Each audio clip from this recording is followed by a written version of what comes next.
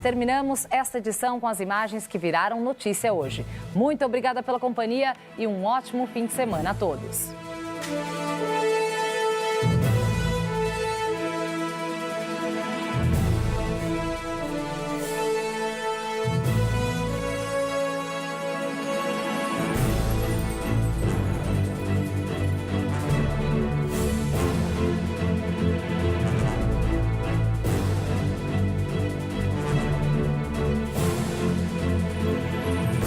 Jornal da Cultura. Apoio Prime. Previdência com rentabilidade e solidez.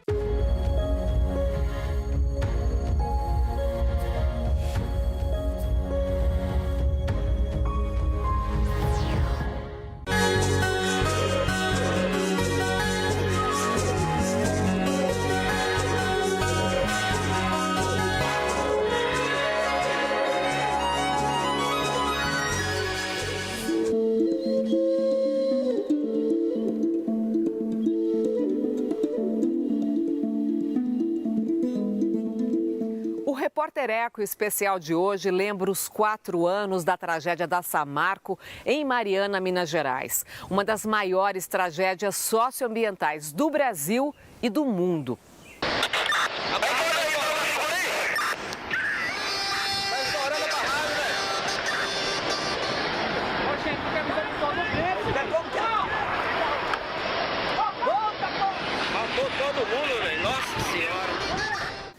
A vida dos brasileiros vem sendo marcada por tragédias que destroem uma de nossas maiores riquezas, o patrimônio natural. Em 2019, o fogo se alastrou pela Amazônia e por outros biomas.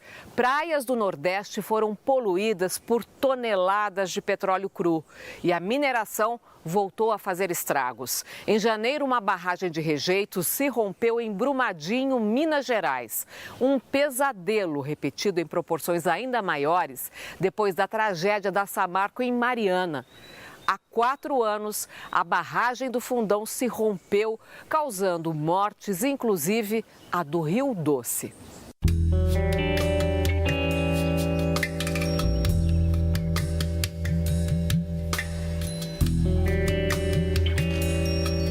Susto, incredulidade.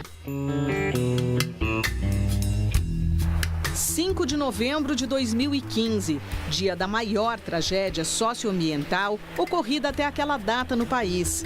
Distritos de Mariana, em Minas Gerais, como Bento Rodrigues e Paracatu de Baixo, estão destruídos. A lama avança pelo Rio Doce. Ao não ser contida pelas empresas Samarco, Vale e BHP Billiton, chega ao Espírito Santo. No município de Linhares, deságua no mar e atinge o Parque Nacional Marinho de Abrolhos, contaminando corais. 19 pessoas morrem, centenas ficam desabrigadas. Quem viveu não esquece.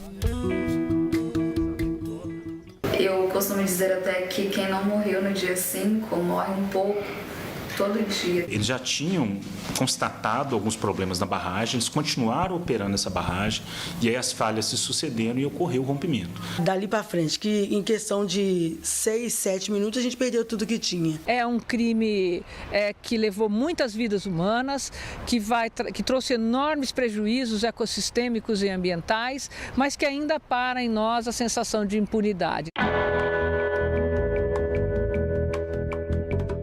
A bióloga Viviane Chu, do Laboratório de Biologia Computacional da USP, liderou o GIAIA, grupo voluntário de cientistas que atuou por mais de um ano, com financiamento coletivo. Eles provaram que a água usada para abastecer mais de 5 milhões de pessoas estava imprópria para o consumo. Quando chega a época das chuvas, geralmente esse rejeito que está depositado no fundo do rio, ele volta e ele contamina de novo a água, né? A qualidade da água praticamente continua sem condições de uso imprópria para os ecossistemas.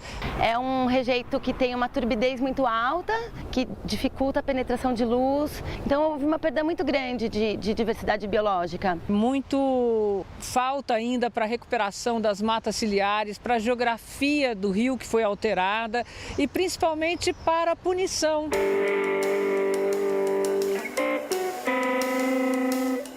programa Opinião Nacional da TV Cultura, o procurador José Adércio Leite Sampaio, coordenador da Força Tarefa do Rio Doce do Ministério Público Federal, criticou os programas da Fundação Renova, criada e mantida pelas empresas mineradoras para reparar danos às vítimas e ao meio ambiente. Dos 42 programas, só um atingiu a sua meta. E desse universo, não tem escopo definido, quer dizer, não está descrito qual é o conteúdo do programa, quase a metade. 42 só um, esse um qual que é? E até polêmica, polêmico reconhecimento pelo poder público. Gestão de riscos ambientais. Temos um prazo para que a Fundação Renova responda concretamente sobre a situação da água. Queremos um laudo, aliás, estamos desenvolvendo um laudo independente, exatamente para sabermos a qualidade da água, para sabermos os contaminantes do solo, porque esse é um outro dado interessante, que temos que fazer uma abordagem e um tratamento independente. A gente não tem ainda nenhum estudo que relata realmente os efeitos biológicos do consumo dessa água imprópria a longo prazo. O que a gente sabe é que tem uma casualidade, talvez não uma correlação, aumento de casos de problemas de neurodesenvolvimento, problemas de saúde. O que nós devemos fazer agora? A Renova deve custear todo o serviço relacionado a essas doenças. Se amanhã a gente identificar que essa ou aquela doença não tem relação com o desastre, isso entra numa conta específica chamada de compensação. Porque senão fica uma situação onde o lucro é privado, mas o prejuízo é coletivo. Toda a sociedade acaba pagando pelos erros, né, dos empreendedores e do governo que não fiscaliza. Estamos aqui em Brumadinho. Eu não sei o que aconteceu, mas está com cara de que alguma barragem aqui estourou. 25 de janeiro de 2019, outra tragédia anunciada da mineradora Vale. Desta vez em Brumadinho, a cerca de 60 quilômetros de Belo Horizonte. Mais de 250 pessoas morreram e algumas famílias nem puderam enterrar seus mortos porque os corpos não foram encontrados. Animais e plantas morreram soterrados. O solo ficou contaminado. A destruição foi na bacia do rio Paraopeba, afluente do São Francisco. Já depois de Mariana, em 2016, o Estado já fez uma legislação proibindo a construção de barragens de montante. É muito importante que esse tipo de barragem seja vedado no país inteiro, porque atualmente só em Minas Gerais que esse tipo de barragem é vedado. O que aconteceu em Brumadinho foi uma barragem que já existia há muito tempo e tinha esse método construtivo. Essa é a tecnologia mais rudimentar e mais perigosa para se estocar o rejeito mineiro. E aí ela acabou rompendo e causando todo esse desastre.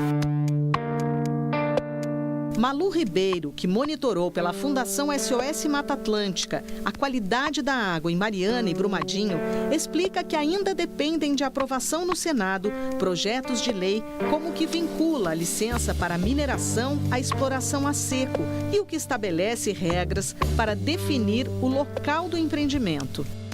Você só poderia licenciar um empreendimento desse tipo se não tivesse logo abaixo dele uma cidade ou uma bacia hidrográfica, um grande rio, que é manancial de abastecimento público, por exemplo, né? E isso não vinha sendo avaliado. Uma outra ação importante são os planos de recuperação de área degradada, que tem que estar vinculados às licenças de mineração. Isso traz ações preventivas para que a gente não fique agindo só depois do dano, né? Tem que se agir antes. É um impacto que deixa efeitos negativos para os nossos filhos, para os nossos netos e para todas as gerações futuras. Mas a gente continua trabalhando porque a gente acredita, a gente não desiste, a gente pode deixar um mundo melhor para as gerações futuras.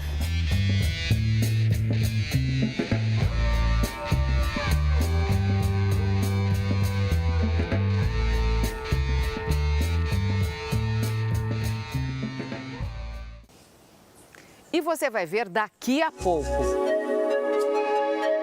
a situação dramática das pessoas que foram vítimas da tragédia em Mariana. o difícil trabalho de reflorestamento e recuperação de parte das nascentes do Rio Doce, feito pelo Instituto Terra. E a seguir, o documentário O Amigo do Rei traça o panorama das mineradoras no estado de Minas. O Repórter Eco especial de 4 anos da tragédia em Mariana volta já.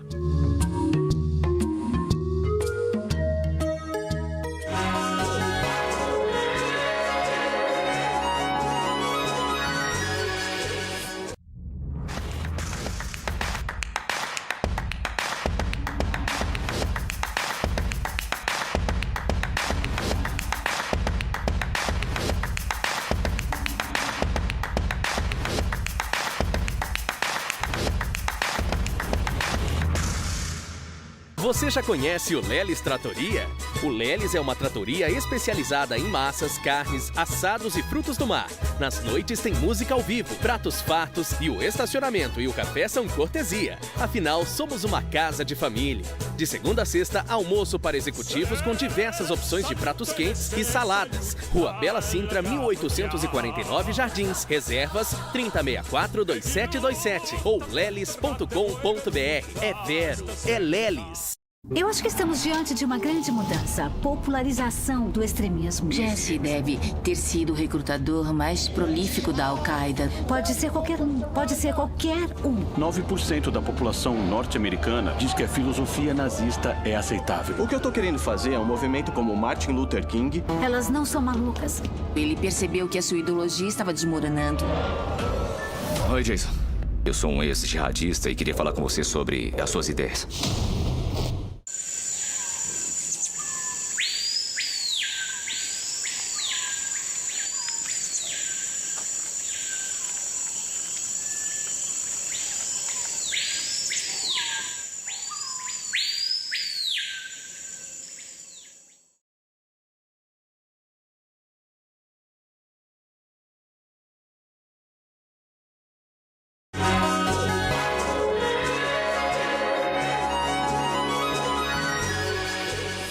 Ficção e realidade juntas para contar em detalhes as histórias envolvidas na tragédia socioambiental da Samarco, Vale e BHP Billiton em Mariana. O documentário O Amigo do Rei, dirigido por André Delia, traça um panorama da mineração em Minas Gerais. É um alerta para que os erros na atividade mineradora não se repitam no país.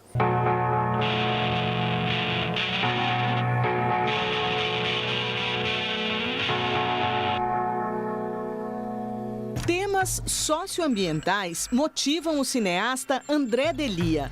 A importância de preservar florestas para a conservação da água, diante do Código Florestal aprovado em 2012, foi tratada em A Lei da Água. Nós vamos privatizar os lucros e estamos socializando o prejuízo?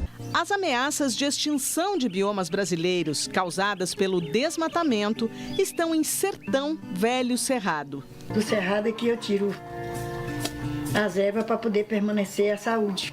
A polêmica construção de hidrelétrica na bacia do Rio Xingu, no Pará, aparece em Belo Monte, anúncio de uma guerra. Branco muito doido, branco ladrão, tudo muito ladrão. O filme mais recente, O Amigo do Rei, trata do rompimento da barragem de rejeitos das mineradoras Samarco, Vale e BHP Billiton, em Mariana, Minas Gerais.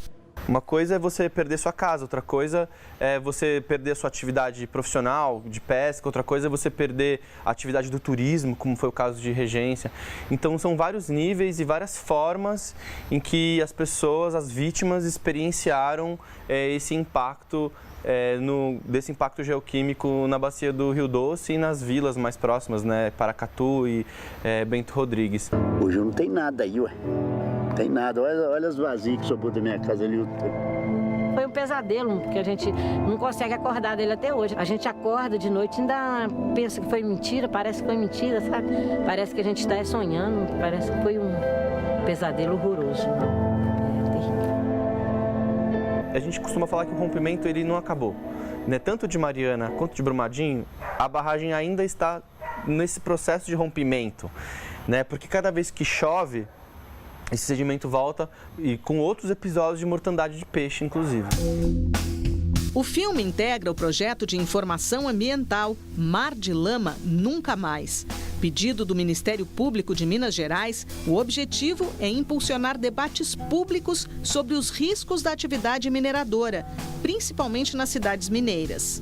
E Mar de Lama Nunca Mais não é só um projeto de informação, é também o nome de um projeto de lei de iniciativa popular que teve mais de 56 mil assinaturas e é um projeto de lei muito legal, que ele foi elaborado pela sociedade civil, mas também com auxílio do Ministério Público, que estava olhando ali várias falhas na legislação que permitiam que essas barragens de rejeito, de alteamento a montante fossem construídas. O documentário inclui cenas do personagem Reinaldo. O deputado corrupto favorece os empresários da mineração. É o amigo do rei. 30 bilhões de multa. Por isso mesmo, deputado. Não dá para parar agora, já estava tudo combinado, não é? Sim, combinado, mas vocês vão ter que pagar, né, cara? Vocês são os culpados, todo mundo sabe. Não. A gente sempre fez assim, nunca deu nada. O amigo do rei é um sujeito empresarial político diluído na sociedade brasileira desde 1500, desde a época colonial. A partir do momento que o poder empresarial controla o governo, o resultado é uma tragédia, crime das dimensões de Mariana, das dimensões de Brumadinho. O documentário alerta para a fragilidade da cidade de Congonhas diante da atividade mineradora. A situação de Congonhas, ela é 10 ou 100 ou 1000 vezes pior do que a de Mariana, geograficamente falando, porque a população está a 300 metros da barragem. A distância que há entre Bento Rodrigues e a barragem de Fundão, de 5 quilômetros, aqui em Congonhas são 300 metros.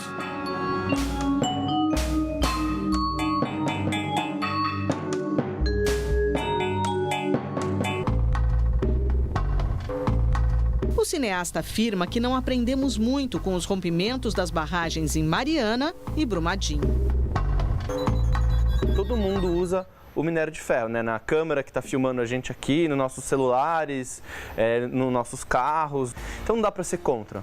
O que a gente tem que fazer é ter uma legislação e ter um poder público que possa mediar melhor essa relação entre as empresas e o território e o interesse da população. Cadê o menino que morava ali? Não mora mais. E a mulher que vivia ali não vive mais. E o rio que passava aqui não passa mais. O Instituto Terra, em Aimorés, Minas Gerais, promove o reflorestamento e preservação da bacia do Rio Doce. Após a tragédia em Mariana, a Fundação Renova fez uma parceria com o Instituto para recuperar parte das nascentes do rio. Antes uma fazenda, hoje uma floresta. Um oásis em meio à seca da região. Aqui, para onde se olha, o que se vê? Árvore. Muitas árvores. Mais de 2 milhões. Bem diferente de anos atrás. O Instituto Terra foi criado pelo fotógrafo Sebastião Salgado e pela curadora de arte Lélia Vanik. O casal queria reverter décadas de degradação ambiental da antiga fazenda de gado da família. Eles fizeram parcerias, captaram recursos e em abril de 1998 fundaram a ONG, dedicada ao desenvolvimento sustentável do Vale do Rio Doce. Ao longo dos anos, o local se transformou num centro de pesquisa, um espaço voltado para a recuperação de áreas da Mata Atlântica com a reprodução e o plantio de espécies nativas. O Instituto Terra existe há 21 anos e o trabalho de conservação desenvolvido aqui já virou referência não só para o Brasil, mas para o mundo todo.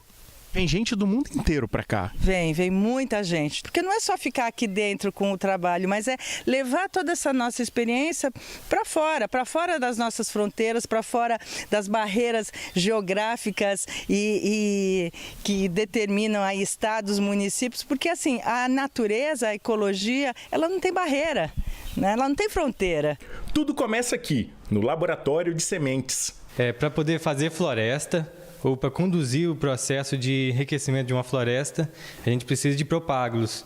Eles, geralmente, em sua maioria, são as sementes. Então, as sementes têm que ser coletadas e fazer todo o trabalho de processamento, beneficiamento das sementes aqui no laboratório e no viveiro. O viveiro é um verdadeiro berçário. Daqui já saíram mais de 6 milhões de mudas de espécies nativas para abastecer tanto o plantio na RPPN, Reserva Particular de Patrimônio Natural Fazenda Bulcão, quanto os projetos de restauração na região. Esta aqui é uma novidade no Instituto, a substituição dos tubetes de plástico das mudas por este outro material, mais moderno e que não agride a natureza. Esse é o tubete biodegradável, que é uma tecnologia que está em fase de testes, né? Nós estamos avaliando o desempenho dela tanto no mecanismo de produção aqui no viveiro, quanto o desempenho dela no campo. Que material é esse?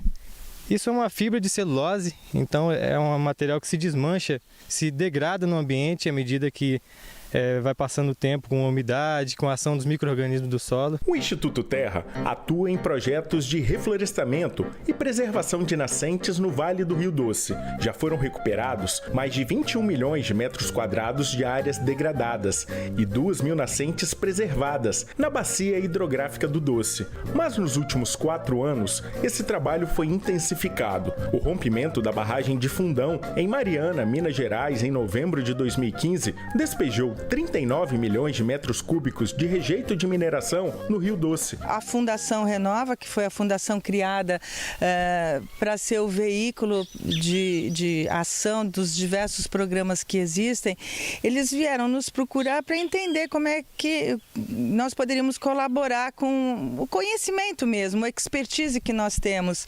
Nós temos uma parceria com a Fundação, onde atuamos em diferentes programas de acordo com a necessidade que eles têm como parceiros mesmos. Então, assim, nós já atuamos na parte de recuperação de nascentes. No primeiro ano foram 511 nascentes que nós colocamos em andamento nesse processo de recuperação. E agora, no segundo e terceiro ano, nós estamos ajudando num processo de assistência técnica aos produtores rurais. Esse desastre é um desastre sem comparação.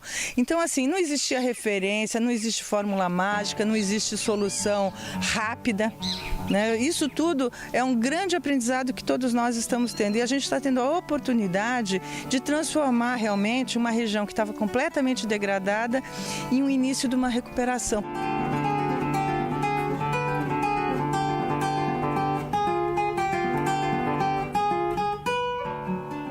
E veja a seguir. O drama das vítimas de uma das maiores tragédias ambientais do Brasil. O relato é de Jocely Andrioli, integrante da Coordenação Nacional do Movimento dos Atingidos por Barragens em Minas Gerais. O Repórter Eco Especial 4 anos da tragédia em Mariana volta logo mais.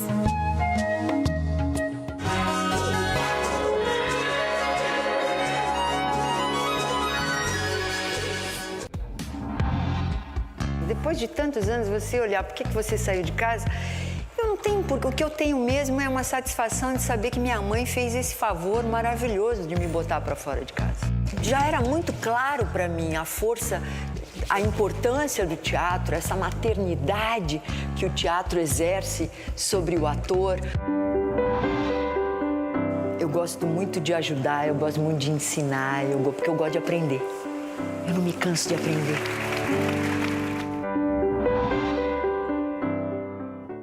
O Ministério da Cidadania, Bradesco e a TV Cultura apresentam a programação de 2019.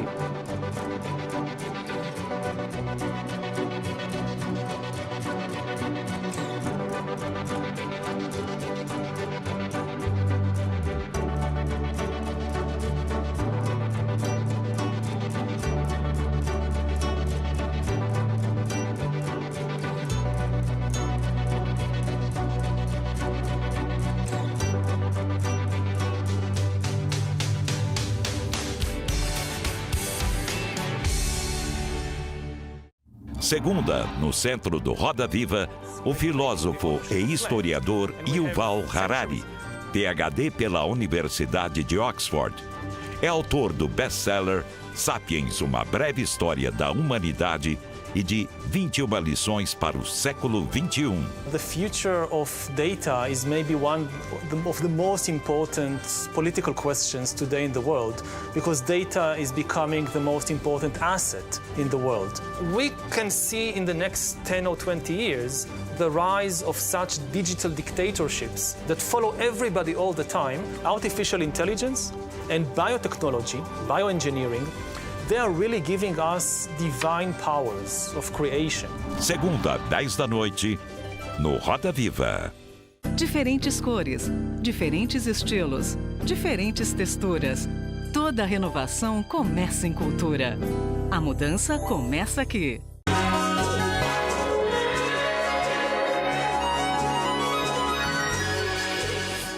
Quatro anos depois do mar de rejeitos tóxicos de minério de ferro cobrir a bacia do Rio Doce, a realidade dos atingidos ainda é muito delicada.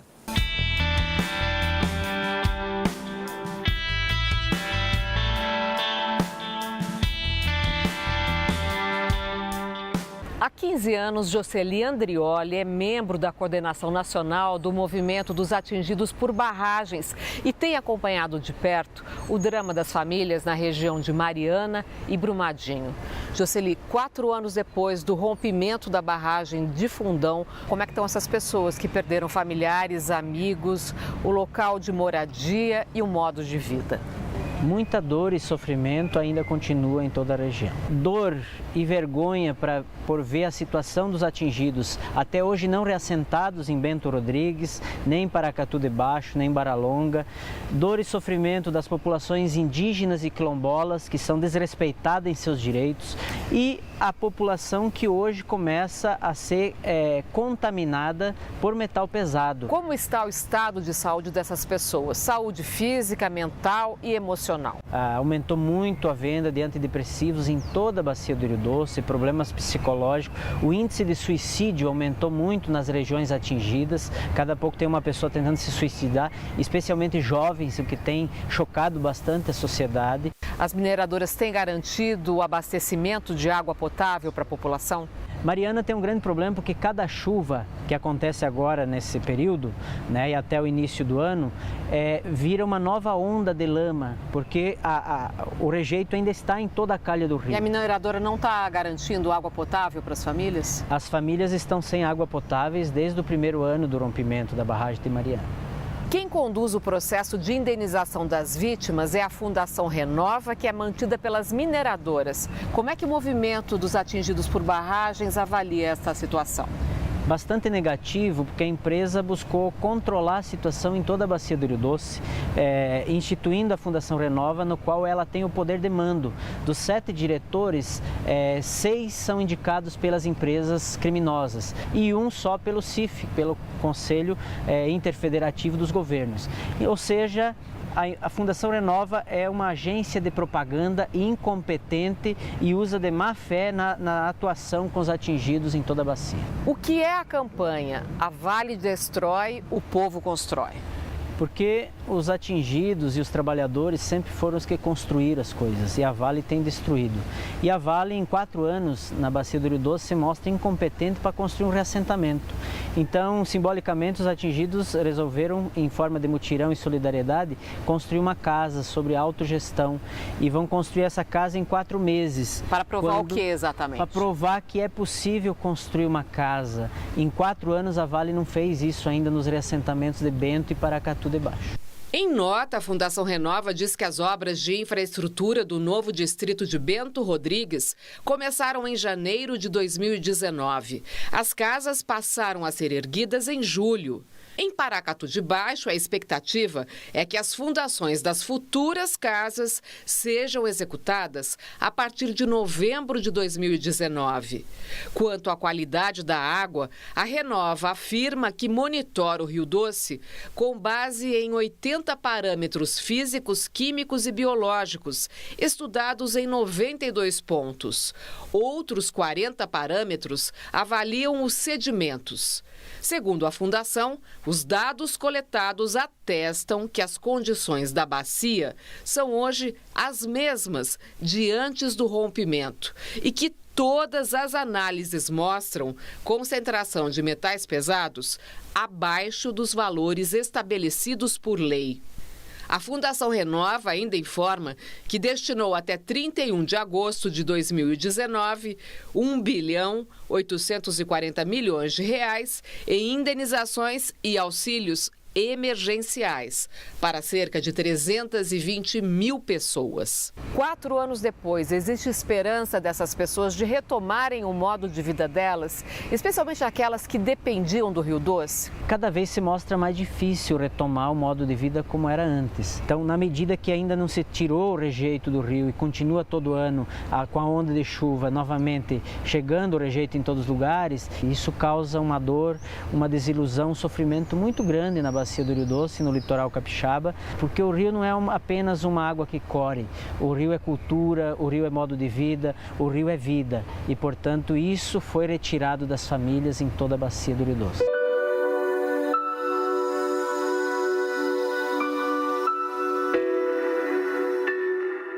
E se quiser rever as reportagens, você já sabe. É só entrar no Cultura Digital, baixe o aplicativo gratuitamente no celular. Ou então, se preferir, entre no youtube.com/repórtereco TV Cultura. E não esqueça de curtir a nossa página no Facebook.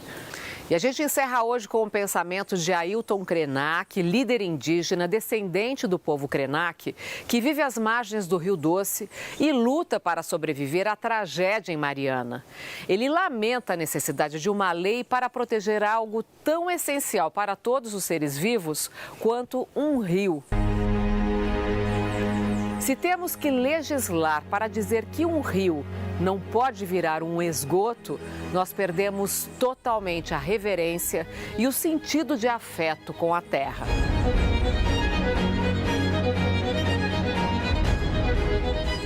O Repórter Eco especial 4 anos da tragédia em Mariana fica por aqui. Até o próximo programa.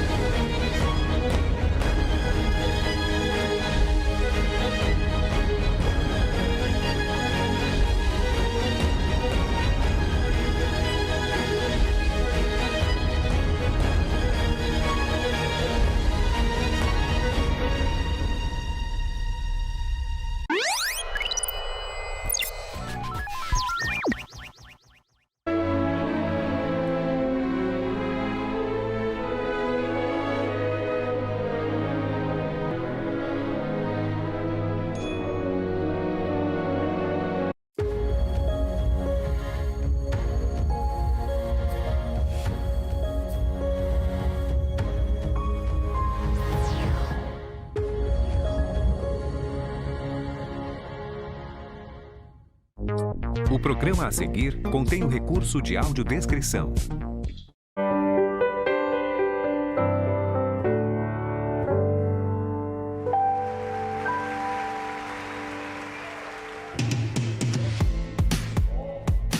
Cássia Kiss é uma das atrizes mais admiradas dos nossos palcos e das nossas telas, por suas interpretações marcantes e pelas suas reflexões sobre a vida e a profissão.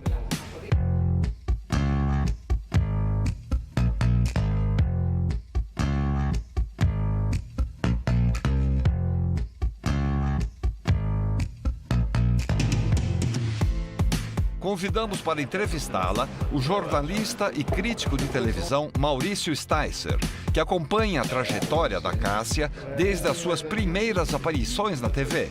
Quem assiste televisão, a Cássia é uma figura essencial, né?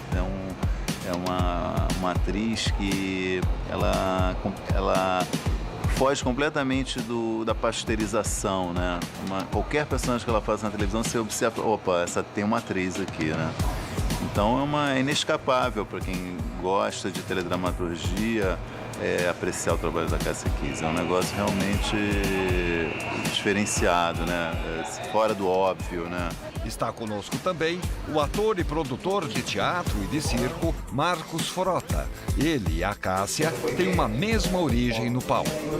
Bom, eu era professor na Fundação das Artes São Caetano do Sul. Ela era do grupo do Vladimir Capella. A gente é meio irmão, assim, de criação, eu e a Cássia, né? Tá sempre junto, as famílias estão juntas, eu frequento a casa dela, viajamos juntos. E eu tenho por ela, nossa, um carinho, uma gratidão. Ela me ensinou muito. Acho que quem passou pela Cássia aprendeu.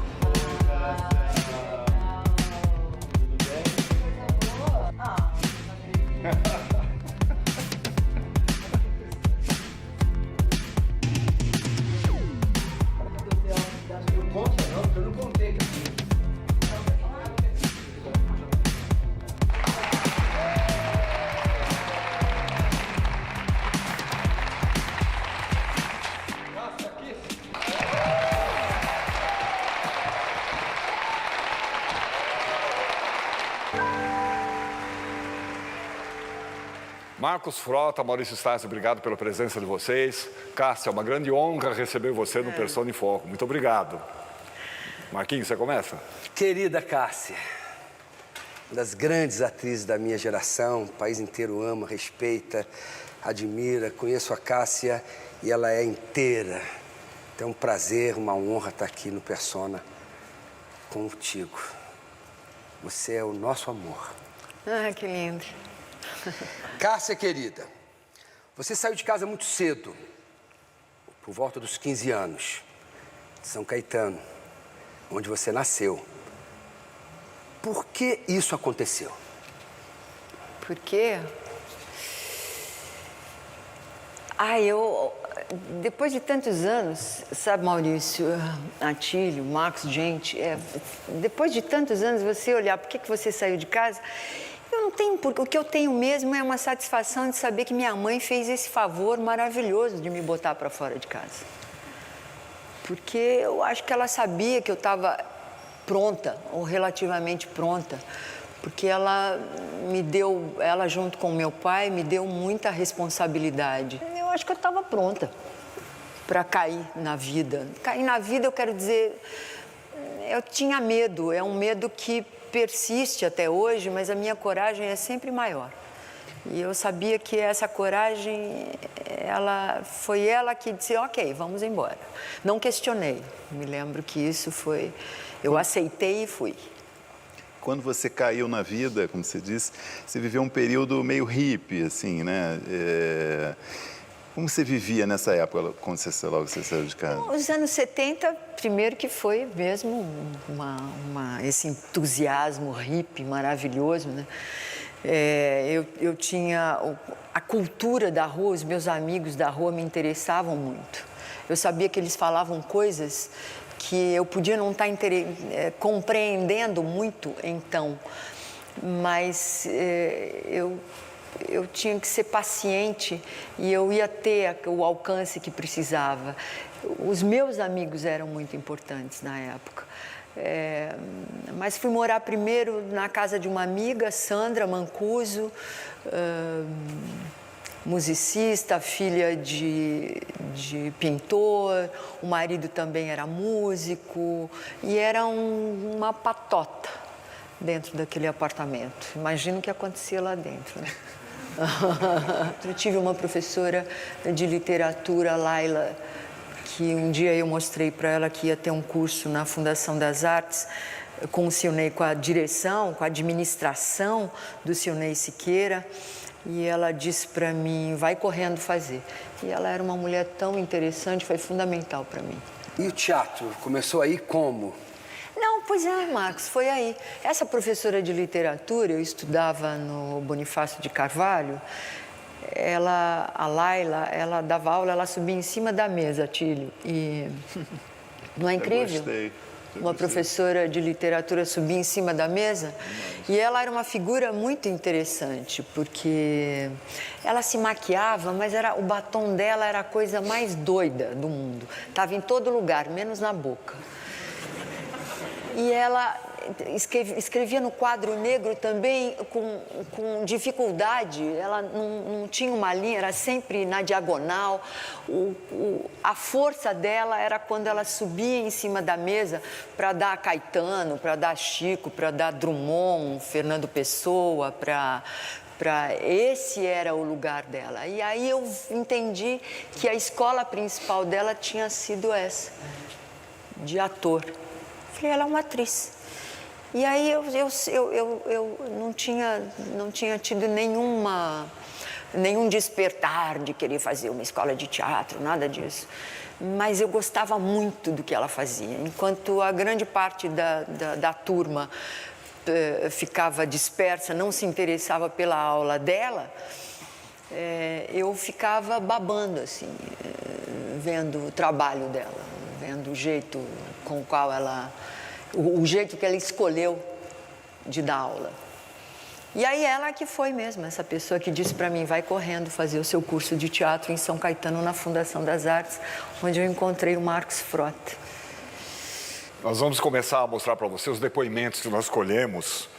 E o primeiro deles é de uma pessoa ligada aos seus primeiros passos no teatro, esse momento aí que você está falando. Oi, Cássia, que bom estar aqui falando para você. Quero te homenagear nesse dia aqui que você vai fazer um persona, né? Que a persona vai ser sobre a sua vida. Durante a nossa breve convivência, eu aprendi com você o que era ser atriz. E também foi muito marcante porque você me substituiu no Alice num momento único na minha vida. Foi quando eu fui ter minha filha, fiquei grávida da minha filha, você me substituiu. E quando eu vi você em cena, foi que eu entendi realmente o que era fazer teatro. Aquela intensidade, aquele brilho com que você apareceu em cena foi para mim uma lição. Esse é o teatro que todas nós, atrizes, buscamos. É esse teatro que você faz. Essa intensidade que você usa. Até hoje eu acompanho o seu trabalho, tudo que você faz, e tenho uma admiração enorme. E a convivência que eu tive com você, que foi muito boa, você era uma pessoa disponível com os colegas, eu era muito agitada, então eu admirava aquela calma sua. Enfim, você foi e é minha ídola. Então, hoje, eu quero te reverenciar pela pessoa e pela grande atriz que você é. Muita luz e bênçãos no seu caminho. Um beijo grande.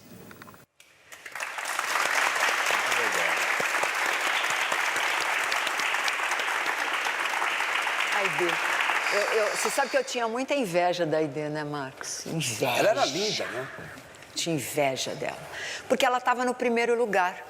Ela estava sempre no primeiro lugar. Tanto que ela foi fazer Alice. Ela foi fazer Alice, né? O Ulisses me chamou numa situação de desespero. Eu não sei se ele tinha chamado mais alguém antes para fazer.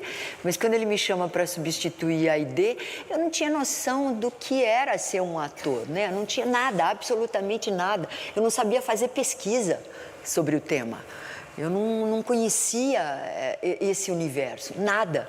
Passando por esse momento, acontece um espetáculo que mudou a sua vida e também aqui do prezado Marcos Frota, que é o Coronel dos Coronéis, que teve uma enorme repercussão, né? Queria que você falasse um pouco aí desse espetáculo, desse momento. Você ajuda um pouquinho? Cássia era linda. Ela era... Olha aí, hoje, olha aqui. Mas ela eu sou era retinha, tá, enfeitiçar, gente, cara. Eu sou retinha, eu tenho 62 anos e parece que eu tenho 350. Mas me ajuda muito. Me ajuda muito. E na época eu tinha o quê? 18 anos? Mas a gente fez 18, na época, a gente fez o Coronel dos Coronéis, uma peça do Maurício Segal, de novo com a direção do Ulisses. Éramos uma companhia amadora. A gente trabalhou muito naquele negócio porque a história era contar a história de Delmiro Gouveia por uma companhia circense numa cidade local. Eles estão lá em Delmiro Gouveia. Era lindo de morrer.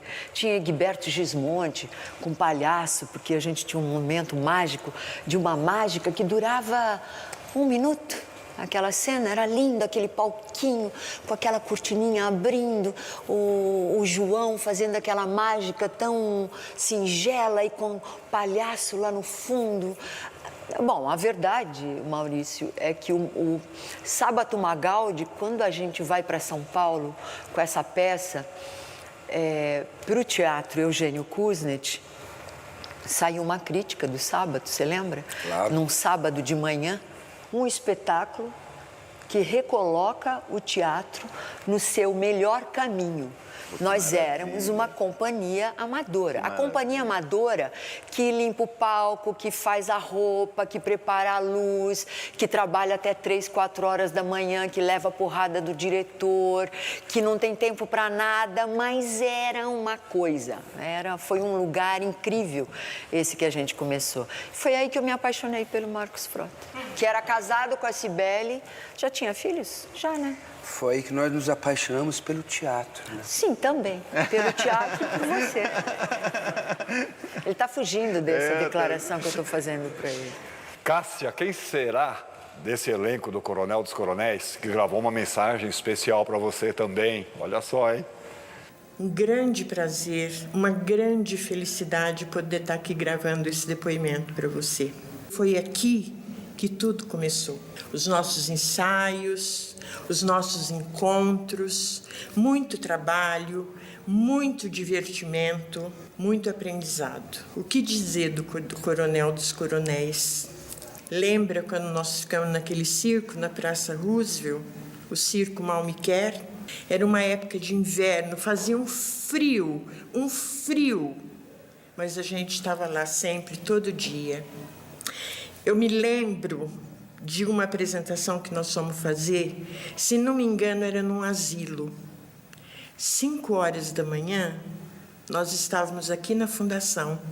Íamos de caminhão para lá, chegávamos lá, descarregávamos, montávamos, apresentávamos, desmontávamos, carregávamos o caminhão novamente e voltávamos para a fundação para descarregar. Tudo isso no mesmo dia. Mas eu acho que isso foi de uma importância para o trabalho da gente, porque isso nos aproxima mais do fazer teatral, que não é só estar em cima do palco, tem tudo o resto que nos envolve. Cássia, muito obrigada pela atriz que você se tornou, pelo caminho que você construiu e pela sua história dentro do teatro. Muito obrigada, Cássia. Nós só temos a agradecer. Eu estou imensamente feliz. Beijos.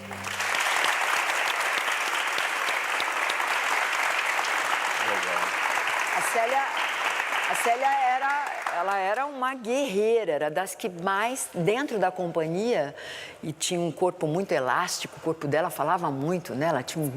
Ela malhava pra caramba, e ela era uma guerreira, era aquela que fazia tudo, carregava o peso,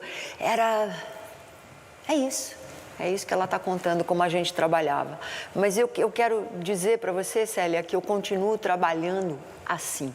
Eu continuo tudo para mim é muito trabalhoso, mas eu não sei fazer de outro jeito. E é assim que me dá satisfação, resultar o melhor possível, à custa de muito trabalho. Mas você é referência para isso. Obrigada, Célia. E na televisão? Primeiro trabalho, cara a cara. Inacreditável. Como é que foi isso? Conta aí pra gente. Eu fiz uma novela, cara a cara com a Fernanda Montenegro, na TV Bandeirantes. Eu fui lá fazer Na verdade, eu vim fazer na TV Bandeirantes um teste, uma ficha, alguma coisa, uma reserva, eu li um texto da Hilda Hilst e ficou lá, e um dia me chamaram e a minha personagem não tinha nem nome, eu fazia o cocô do cavalo do bandido e eu não tinha a menor noção E eu acho que eu fiquei muito mais encantada, sabe, Maurício, com as relações ali dentro. Porque eu estava do lado da Irene Ravache, eu encontrava a Fernanda Montenegro, eu fiquei no mesmo set que ela. Teve um dia que eu fui servir uma lagosta para Fernanda, para a personagem dela. E eu fiquei assim, eu quase, eram 3 câmeras e cheio de fio, e eu não tinha espaço para entrar, eu não sabia. Eu estava assim, mais perdida do que... enfim. E aí você sai de São Paulo e vai para o Rio, né? Mas você foi na raça, você tinha algum projeto, você foi já pensando em... Tinha um trabalho em vista? Não tinha nenhum trabalho em vista, não. A gente tinha ido para o Rio de Janeiro, fazer o Coronel dos Coronéis no teatro... ali no Lago do Machado, lembra? Cacilda Becker. Cacilda Becker. Eu conheci um diretor chamado Marcelo Souza. A gente namorou, ficou junto durante 1 ano e eu fui para lá e fiquei com ele. Ficamos juntos, trabalhando na companhia dele. Ele tinha também uma companhia amadora, ele era professor de teatro. E aconteceu assim. Eu vou para lá, para o Rio, em 81 eu cheguei. Eu já li relatos de você contando desse início lá, de você até morou na rua, vendeu sanduíche. Isso mesmo. Cheguei a dormir num banco de praça, porque não tinha onde dormir. Dormi em casa de gente que eu não conhecia, ali na beira-mar. Aventuras do Tio Maneco, na TV Educativa. Nossa, que coisa bonita, que trabalho bom. A TV Educativa foi uma escola incrível para mim, porque eu tinha muita empatia com as pessoas ali dentro. Eu era muito querida e me colocavam em todas as produções, eu participava. Eu estava sempre disponível e eu aprendi muito, muito, muito. Eu me sentia dentro de uma família. Era a minha família, aquela era a minha família.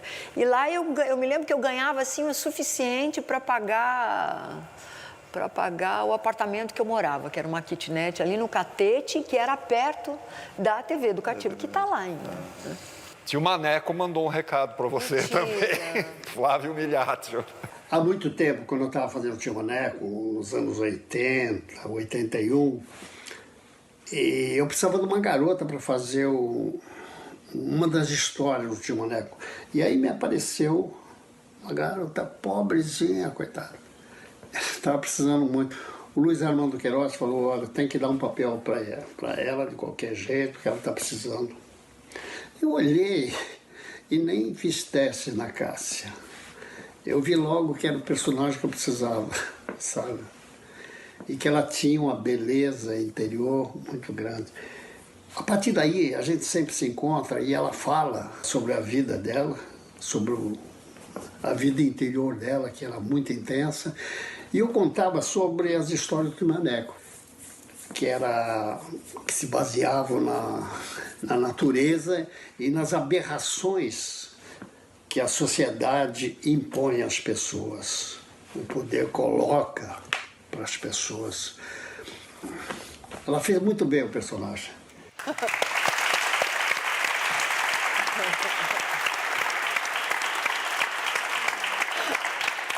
Era muito legal, porque eu fazia Tílio uma extraterrestre, eu tinha um parceiro nisso.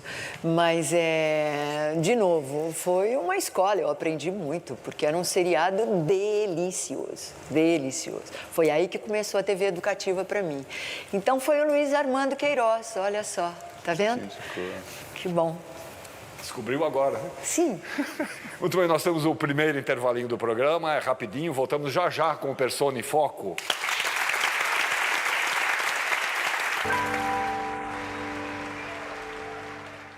Eu acho que estamos diante de uma grande mudança, a popularização do extremismo. Jesse deve ter sido o recrutador mais prolífico da Al-Qaeda. Pode ser qualquer um, pode ser qualquer um. 9% da população norte-americana diz que a filosofia nazista é aceitável. O que eu tô querendo fazer é um movimento como Martin Luther King. Elas não são malucas. Ele percebeu que a sua ideologia estava desmoronando. Oi, Jason. Eu sou um ex-jihadista e queria falar com você sobre as suas ideias.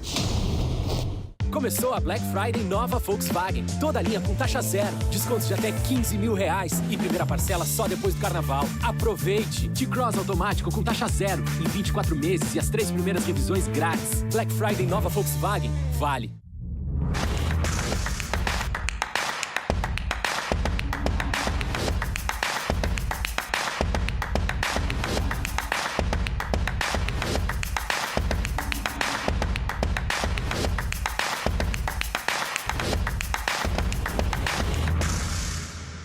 Diferentes cores, diferentes estilos, diferentes texturas.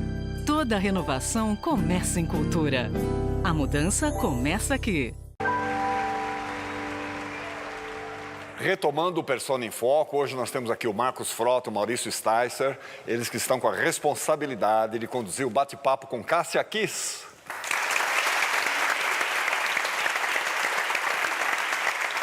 Cássia, você fez uma personagem muito marcante numa das novelas que entraram para a história da televisão. Pantanal, do grande Benedito Rui Barbosa, na TV Manchete. O elenco foi gravada no mato, essa novela, né? Uma boa parte dela, né? O que você lembra de Pantanal? Maria Marruá, mãe de Juma. Eu lembro que, o que é bonito de contar dessa novela, O Pantanal, é que na TV Globo, em 85, eu tinha feito uma novela muito importante, que foi Roque Santeiro. E ganhei de presente uma personagem incrível. E eu fiz bonito ali, né? Em 85, ao lado do Armando Bogos, contando a história de uma mulher reprimida, de uma mulher que era uma prisioneira de um homem machista e cheia de amor para dar, dentro de uma história fantástica, com todo sentido dessa palavra. Eu fazia, em 85, uma peça de teatro com a Fernanda Montenegro, chamada Fedra. Depois disso, tamanho foi o sucesso da novela e eu me dei tão bem nessa história que a TV Globo me convida para, não a próxima novela, mas logo em seguida, acho que Roda de Fogo, para ser a protagonista da novela, fazer parceria com Tarcísio Meira. Eu não podia conciliar, segundo eles, eu não podia conciliar uma coisa com a outra. O teatro, porque a peça havia, com... sim, esse pelo menos era a conduta, então. E eu disse não. Já era muito claro para mim a força, a importância do teatro, essa maternidade que o teatro exerce sobre o ator, mas, sobretudo, estar na companhia, daquela companhia, cuja estrela era Fernanda Montenegro, né? E aí é um capítulo à parte, a minha relação com Fernanda nessa época. E aí eu sem contrato, aí a Manchete me chama, era o Jaime Monjardim, o diretor, me chamando para fazer a novela do Benedito Rui Barbosa. Uma novela que ele tinha, inclusive, apresentado para a Globo. Exatamente, Globo cujo projeto tinha sido recusado pela TV Globo. Exatamente. Que era o Pantanal. Foi uma experiência maravilhosa, porque a gente tinha uma locação, imagina a gente numa casinha, embaixo de uma palmeira de 30 metros de altura, onde havia um casal de araras azuis, assim, numa época onde essa arara estava em extinção, e a gente com esse privilégio. Eu tinha um único figurino, essa que é a verdade. E a novela incomodou muito a Globo, né? Sim, dormia e acordava com a mesma roupa para dizer do entusiasmo que foi fazer aquilo. As cenas eram incríveis, a história é linda de morrer, a morte da personagem é uma cena antológica, eu nunca vou esquecer. Está guardada, assim, num lugar muito especial. Legal. Que bom, gostei da lembrança, obrigada. Cássia, vamos ver quem dessa novela, Pantanal, mandou também uma mensagem para você. Trabalhar com a Cássia foi uma honra para mim, sinceramente. Eu acho que foi uma das primeiras atrizes que eu já admirava muito, que eu pude contracenar, né? Nós tivemos uma cena, inclusive, Cássia sempre muito magrinha, né? E, enfim, mais baixa do que eu. a cena em que Maria Marruá morre e que eu a carrego no colo, ali eu acho que eu senti uma unidade, um equilíbrio entre as duas personagens, Maria Marruá e Juma, que foi muito bonita, realmente. A minha relação com a Cássia sempre foi de muito carinho.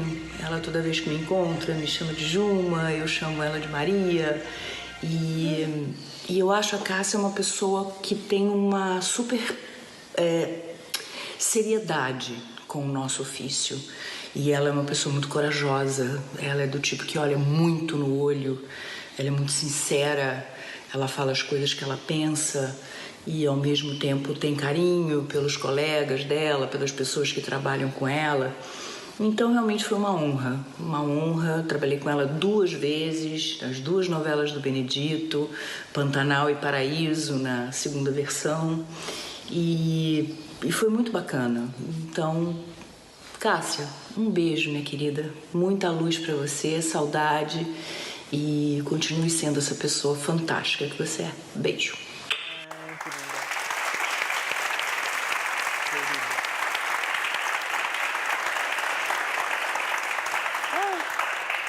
Cristiano Oliveira, era uma coisa.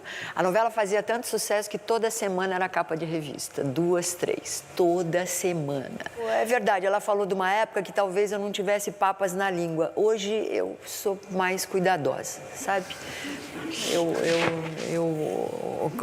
Antes da gente sair, eu peguei esse colar que está no meu pulso, mas cuja função dele é me lembrar alguns ensinamentos, e um deles é adoçar a minha boca, né? Vigiar as coisas que eu digo, que é para não machucar ninguém, não que eu faça isso voluntariamente, mas quando a gente não tem papas na língua, a gente perde um pouquinho o controle das coisas. Mas é isso, que bom. Eu preciso encontrar a Crica para ela saber que a minha língua está mais doce.